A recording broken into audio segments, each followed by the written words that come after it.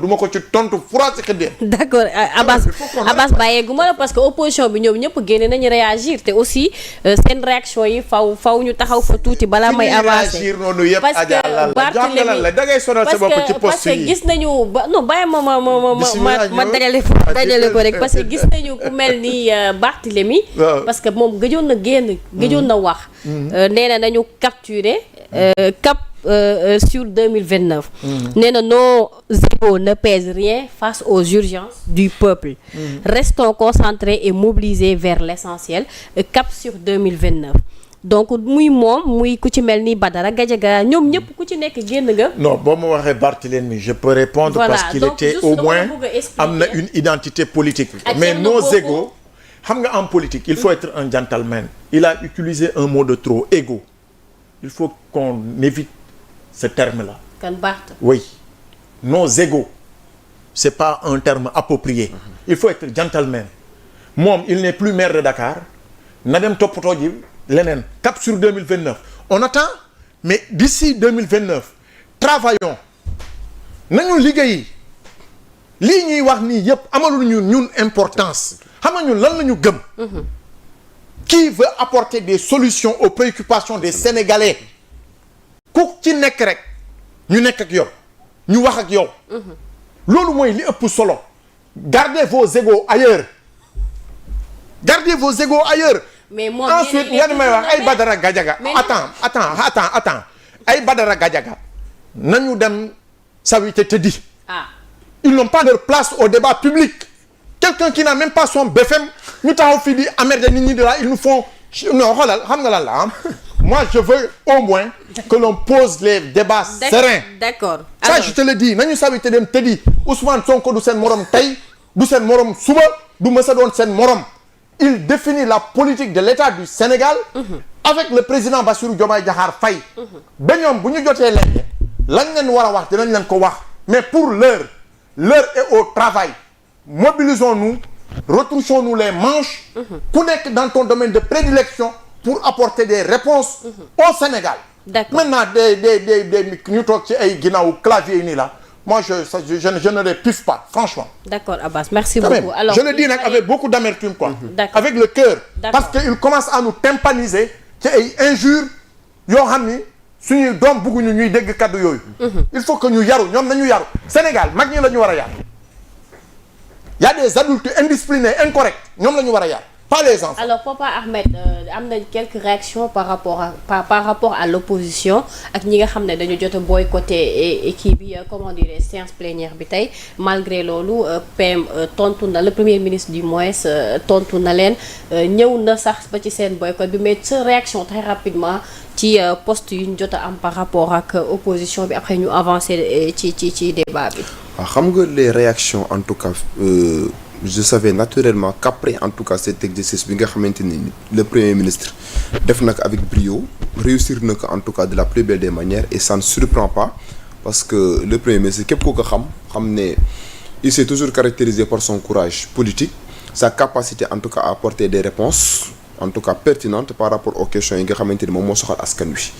Maintenant l'opposition a déserté comprendre na seen dans un premier temps doo mën a comprendre seen position. Et bu fekkente ne par exemple bàyyi nan ba nga xamante ne tey jii nii exercice bi jeex na assemblée nationale ñu inondé en tout cas les réseaux sociaux en tout cas di apporter la réplique par rapport en tout cas à cet exercice bi nga xam ne Ousmane Sonko def na ko je crois que nekk na leen na loo xamante ne nii du leen honorer aux yeux des Sénégalais parce que fi leen Sénégalais yi doon xaar mooy ñu ñëw jàkkaarloo Ousmane Sonko les yeux dans les yeux apporter en tout cas une contradiction ferme par rapport ak li nga xamante ne ñooñu jàpp nañ ne. dëkk bi mu ngi koy doxee te neexu leen et c'était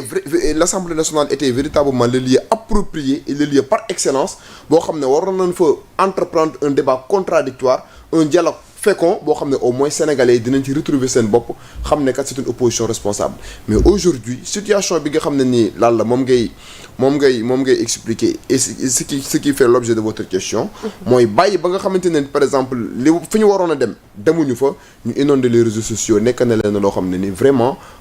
une opposition républicaine de comporter woon noonu il fallait affronter les débats contradictoires et ceux qui se disent véritablement dans les réseaux sociaux engagé wu lu dul nga nekk fa di tontonteeg ay citoyens yoo xamante ne tey jii nii donc du ko jar fi ñu ko doon xaare fi mu gënoon a safee moo ñu ñëw jàkkaarloo Ousmane Sonko donc à partir du moment ñoom ils ont fait preuve de frilosité ragal nañ Ousmane Sonko ragal nañoo affronter les débats avec lui à l'Assemblée nationale bu ñu demee en tout cas inonder les réseaux sociaux di wax di utiliser en tout cas des discours vaillamment des paroles en tout cas inappropriées et inconvenantes je crois que day nekk leen na loo xamante ne tey jii nii kat honoré wul la République sénégalaise et traduire li nga xam ne tey jii moom mooy une opposition responsable et républicaine. ma jukkiwaat foofu balaa may kitewaat ci yow ci quelques points yoo xam ne aussi teg nañ ko ci table bi parce que tout à l'heure maa ngi la doon wax am na ay projet de loi yoo xam ne ñu ngi koy xaar. lu mel ni tamit kuréel bu ñuy wax OFNAC ñu ngi wax waxu probabilité wu réforme wala dissolution. donc ñenn secteur yi nga xamante ne ni tey moo laal institution yi aussi ñu ngi poser le débat donc foofu aussi bëgg naa nga def fi rebondissement très rapidement surtout le cas de l'OFNAC parce que OFNAC gis nañ ne peut-être ki nga xam ne moo yor mandat bi actuellement façon bi nga xam ne moom lañ ko falee durée bi 5 ans la donc tey nga jële ko fa loolu dina nekk mbir mu xaw a compliqué par rapport ak poste bi nga xam ne ni tey moom moo la occupé. Voilà par rapport à la question de l'OFNAC je crois que le premier ministre daf ko effleurer mais lim nar a def mooy li Sénégalais yëpp di revendiquer tax man xam naa lim nar a def mooy da koy. mais est-ce que du looloo tax gars yi di naan tey dafa siffler la récréation de la récréation mais il a parce que ton bi mu waxee tey ak tontu bi mu tontu. mais xam nga la moo tax foofu la jëm directement parce qu'il a été poussé jusque dans ses derniers retranchements je crois que le premier ministre ou bien le gouvernement actuel danoo toogoon di seetaan loo xam ne bu ñu toogoon di ko seetaan mën na àgg foo xamante ne tey jii nii kat benn Sénégalais souhaité wu ko. il fallait impérativement en tout cas siffler la fin de la récréation mooy démontrer nit ñi kat nous sommes un état boo xamante ne tey jii bugguñu incarner une forte répression. mais nag il est encore temps qu'on use de nos prérogatives régaliennes yi nga xamante ne tey jii nii daya boobu noonu constitution jox nañu ko faire face à cette menace bi nga xamante ne mu ñuy gétte parce que si on laisse faire bàyyi par exemple des chroniqueurs bàyyi ay journalistes bàyyi ay nit yoo xam ne par exemple ils ne sont mus que par leur intérêt personnel ils ne sont pas préoccupés